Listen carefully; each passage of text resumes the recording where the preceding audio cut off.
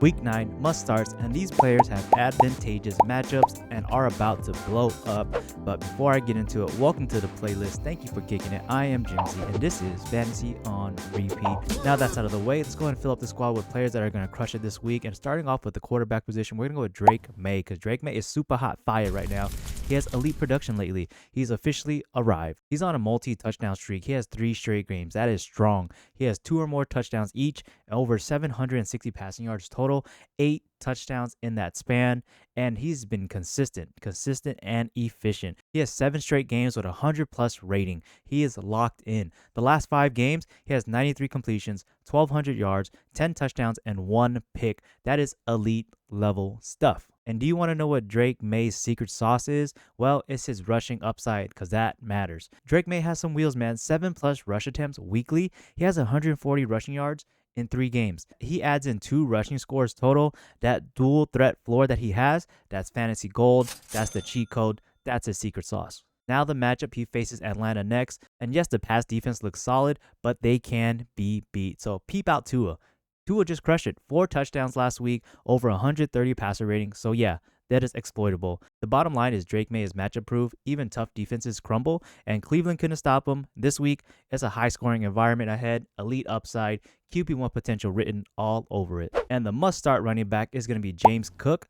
Even though my brother does have him in our main league and I'm playing against him, I still want to see James Cook go off. I'm going to be sad it's against me, but let's look at the facts, though, that James Cook absolutely exploded in Week 8. He was the AFC Offensive Player of the Week, and for good reason. He shredded the Carolina's defense, 216 rushing yards, 2 touchdowns on only 19 carries. That's 11 yards a pop. He has historic efficiency. Best since 2018, Cook's vision was elite. 141 yards came after contact. That's domination. That's pure burst and balance. That's elite stuff. Cook's been elite all year. He leads the league in rushing, over 107 yards per game. He has 7 total rushing touchdowns. He has the highest success rate in football at 66% success rate. He is efficient, explosive, and reliable. Even when the touches dip, he still produces. Yards per carry, elite. After the contact, still elite. Now the matchup is the Bills versus the Chiefs, and I wanted an AFC classic between the Chiefs and the Ravens, and I didn't get it. And now I want pieces of this game. Both teams are finding their grooves, and this should be a high-scoring potential right here. Josh Allen leads a top offense. They're 3rd in points per drive, and Kansas City, they're tough, but they're not unbeatable. The recent Bills versus Chiefs games, Mahomes versus Allen, they're always fireworks. But let's settle down and let's be real, because the Chiefs defense, it is tough. They are top 7 against the run, and they'll challenge Cook early. But one concern, he had 0 receptions lately. 3 games, no catches. That lowers his PPR floor. Regardless of that, though, still, Cook's ceiling is just massive. He is top 3 running back potential, high-end RB1 this week. If this game script goes right, he could go nuclear again. The second must-start running back I got is going to be Derrick Henry, because King Henry is back, and he's eating again. After that slow start, Henry has turned it up. Double-digit fantasy points lately, 122 yards versus the Rams, 2 touchdowns versus the Bears. That's vintage Derrick Henry. And let's talk about his workload, because he's getting fed consistently. 15, 24, 21 carries, 3 straight games of volume. And now we can talk about the offense, because Lamar Jackson returns this week, and that changes everything. Defenses cannot stack the box anymore. Lamar's presence opens up lanes, and Henry thrives off of that. Historically, he heats up late, November, December. That's Henry time. And it's getting a little chilly outside. When you go in the robe in the backyard while you take your dog out sipping your coffee, go check it out. Feel the weather. It's starting to get nippy out. And this is where he starts popping off. He punishes tired defenses, 4th quarter domination every single year. Momentum is building again. And now the matchup. Miami's run defense, bottom tier against the run, over 5 yards per carry allowed, and over 117 yards a game.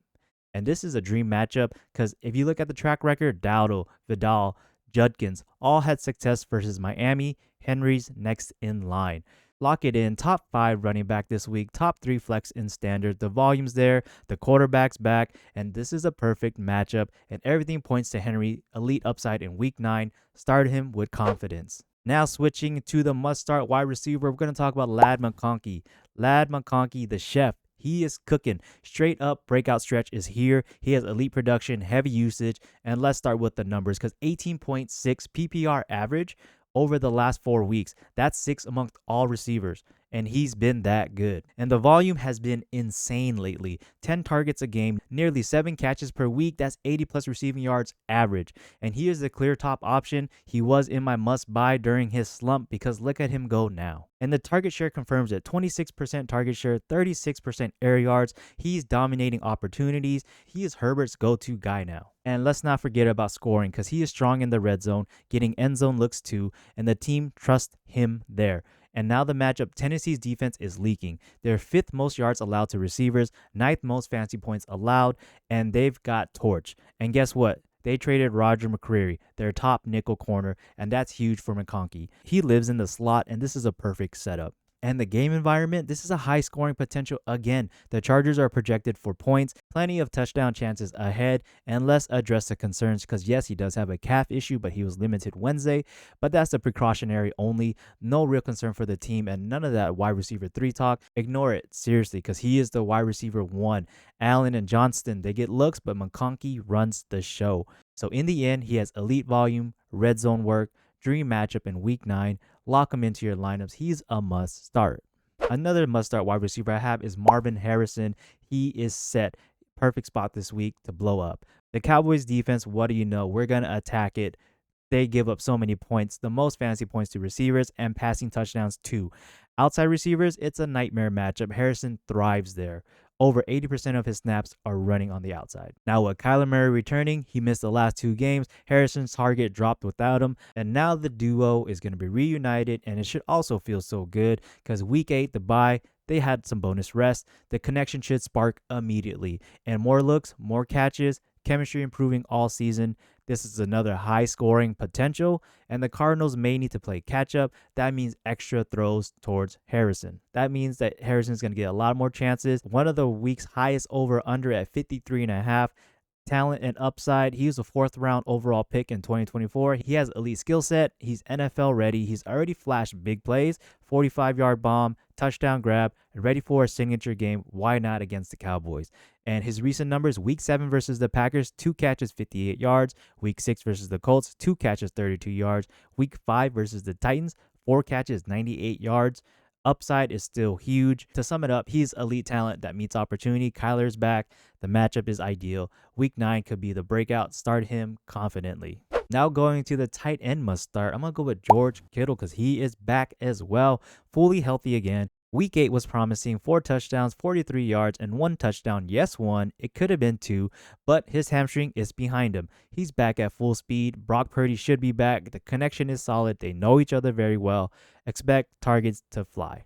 This is a potential for a boom week big time because this offense loves him. Kittle is an elite tight end. Blocks, catches, opens up the lanes. This just really elevates the entire team, and defenses must respect him. And like I said, that elevates everyone around him. And this matchup is juicy. The Giants league average versus tight ends, that's a green light. That is a go. Plus 49ers receivers are thin, and Kittle could see even more targets.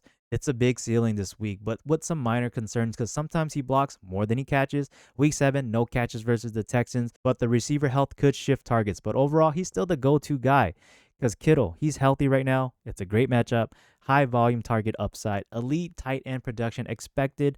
Start him confidently in week 9. Let him shine. Now going into the flex where I can choose whichever position I desire. Running back, wide receiver, tight end. But I'm going to go with the running back. I'm going to go with Kyren Williams, who is freshly off the bye. He is an easy lock this week. This matchup looks ideal. The Saints run defense weak. They are ranked 20th in the league, allowing over 124 yards per game. That's all gas, no breaks. And the game script favors him. Rams are big favorites, double-digit home advantage, and that boosts the running volume. And plus, the Saints QB situation, they're rocking with the rookie under center. It could keep the Rams defense on the field, which means more touches for Williams. The backfield role is dominant. Even with Blake Corum there, Williams leads the team in snaps, 74% snap share. Red zone rushing share, he's at 56%, and his adjusted opportunities is over 20 per game. And pass catching, he is involved there too. In 5 of 7 games, multiple receptions. Bounce back potential is strong. Quiet week 7, just forget about it. He had just 7.5 fantasy points. Fresh off of practice now, he has a favorable matchup ahead. High chance for a top 10 finish. My must-start kicker of the week is going to be Chris Boswell, who is also red hot. I call him BOMBSWELL because week 8, he went absolutely insane. He dropped a dub, plenty of fantasy points, 4 field goals against the Green Bay Packers. His accuracy is elite. He has 14 of 16 field goals made and 17 of 17 extra point. He's reliable, consistent, and dependable. Long range ability matters. Week 8, 3 long kicks, 56, 50, 48 yards, strong leg, big upside. And this matchup favors him because the Steelers face the Colts. The Colts defense, they're vulnerable. And this could be a high scoring shootout, more chances for Boswell to put up some points. He's going to have consistent scoring opportunities because the Steelers move the ball often, but sometimes they can't finish in the end zone. And that's going to be perfect for field goals where Boswell should get plenty of looks. He has high floor and steady production. If you want a checklist, elite accuracy, check. Strong leg, check. Favorable matchup, check. Consistent volume, check. So for Boswell, he is a must-start kicker, high floor, big ceiling, expect multiple opportunities in week 9. And my must-start defense is going to be the Los Angeles Rams. The Rams are primed up. This is a perfect spot this week. I talked about it earlier with Kyren Williams, but the Saints offense is in trouble, man. Rookie QB starts, Tyler Show. First NFL game under center, offensive line has been struggling badly. Giveaways have been piling up, the pressure coming non-stop. The Rams' front 7 is dominant. Sacks, second most in the league. Pass rush efficiency, top 6. Third and long, opponents in trouble. Run stops, top 5 in the NFL. They create chaos every single stop. And takeaways are consistent. 10 total so far. Turnovers happen regularly. High upside for fantasy points. And DSC stats are elite. 4th best in fantasy scoring. Strong in multiple defensive categories. Reliable and explosive week after week. And for this game coming up, it's just high scoring potential for the Rams. Week 8, for example, the Buccaneers scored 26 points versus the Saints. And the Rams could match or even surpass that. So the Rams DSC is a strong start. Top fantasy option this week, explosive pass rush, turnovers, and a rookie quarterback. Confidence pick in week 9. All right, y'all. Those were my must starts for week 9. Again, these players have advantageous matchups. If you have them, I am happy for you. Go get that W. And if you need some recommendation for my must sits video, I got that coming out next. You should check it out at the end of the video or down below. But don't forget, like, comment, subscribe, hit me up. Let's chop it up. What do you got going this week? Who's your favorite must-start player this week? But that's going to do it for this episode. Fantasy on Repeat. Jimsy is out. Peace.